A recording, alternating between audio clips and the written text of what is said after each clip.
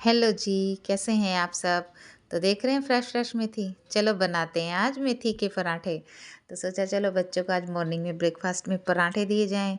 अब मेथी की रोटी भी खा लेते हैं, पराठे भी खा लेते हैं, लेकिन बच्चों को तो सुबह-सुबह पराठे ही चाहिए ना। लेकिन बच्चों को मेथी इस तरह खिलानी थी कि उन्हें पता ही ना चले कि ये मेथी के पराठे हैं और आलू के पराठे हैं। तो सोचा चलो उनके लिए कुछ डिफरेंट टाइप से बना दिया जाए। तो मैंने यहाँ पर पैन में ऑयल गरम कर लिया है, साथ में 4-5 लहसुन की कलियाँ डाली हैं और 4-5 ही मैंने हरी मिर्च डाल दी हैं। इसे मैं अच्छे से रोस्ट कर लूँगी।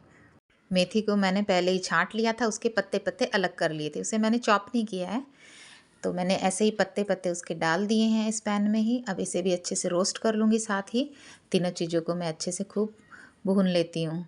अब ये जब तक बिल्कुल ही श्रिंक नहीं हो जाती मेथी, मैं इसे अच्छे से भून लूँगी। अब ये देखिए श्रिंक होकर बिल्कुल ज़रा-सी हो गई है। अब क्या करेंगे, इसे ठंडा होने के लिए रख देंगे। मैंने गैस ऑफ़ कर दी है और ठंडा होने के लिए रख दिया था। तो ठंडा भी हो गया था, तो सोचा चलो अब इसको ग्राइंड कर लिया जाए। तो मैं इसे एक जार में डाल रही हूँ। इसे करूँगी ग्राइंड और फिर एक आटा रेडी करेंगे और बनाएंगे बच्चों के लिए और बड़ों के लिए मेथी की रोटी और पराठे। ये मैंने ग्राइंड भी कर लिया है। अब लगा लेते हैं आटा। अब मैंने आटा ले लिया है यहाँ पर। यहाँ मैंने 2 बड़ी कटोरी गेहूँ का आटा लिया है और डाल दिया स्वाद अनुसार नमक और फिर हल्दी पाउडर, मिर्ची पाउडर और थोड़ा-सा अजवाइन ले लेते हैं, उसे क्रश करके डाल देते हैं।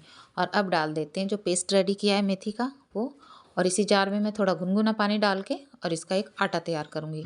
और आटा मैं कैसा लगाऊँगी, इसका एकदम सॉफ्ट आटा लगाना है, जैसा हम चपाती के लिए लगाते हैं। नॉर्मल जब हम रोटी बनाते हैं जिस तरह का आटा हम लोग यूज़ करते हैं, वैसा ही आटा लगाना है। जब हम बारीक चॉप करके मेथी और उसको ऐड करके जब हम आटा लगाते हैं ना, तब हमें थोड़ा टाइट डो तैयार करना होता है, क्योंकि मेथी जो होती है वो मॉइस्चर रिलीज़ करती है। लेकिन यहाँ पर मैंने इसे रोस्ट कर दिया है ना, तो वहाँ पर जितना भी उसमें मॉइस्चर था वो सारा उड़ चुका था भाप बन के। तो अब इसको बिल्कुल सॉफ्ट भी लगाएंगे, तो जैसे भी हम लोग 10-15 मिनट छोड़ भी देंगे ना आटे को, तब भी ये इतना ही सॉफ्ट रहने वाला है। तो यहाँ पर मेरा बहुत ही सॉफ्ट एकदम से आटा रेडी हो गया। निकाल लेती हूँ इसे साइड में।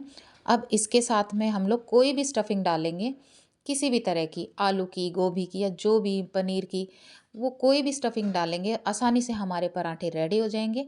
अगर हम चॉप करके बारीक मेथी को आटे में लग गूंद के और तब बनाते, तो शायद स्टफिंग इतनी अच्छे से इसके अंदर फिट नहीं होती। लेकिन अगर हम लोग इस तरह से रोस्ट करके मेथी को और उसको ग्राइंड करके आटा लगा लेते हैं ना, तो हम जैसा चाहे मन चाहे पराठा इसका रेडी कर सकते हैं।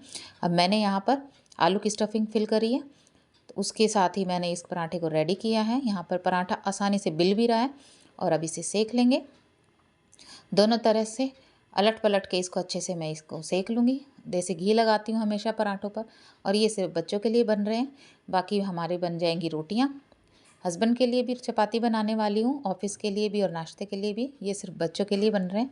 अब बच्चों को तो पराठे ही ज़्यादा पसंद आते हैं मॉर्निंग में ब्रेकफास्ट में।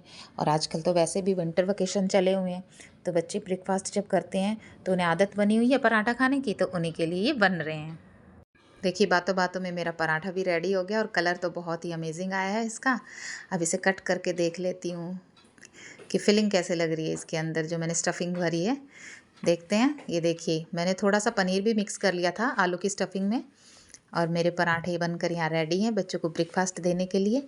एक बना दिया राउंड शेप और एक स्क्वायर शेप का, क्योंकि दोनों बच्चों की चॉइस चलती है।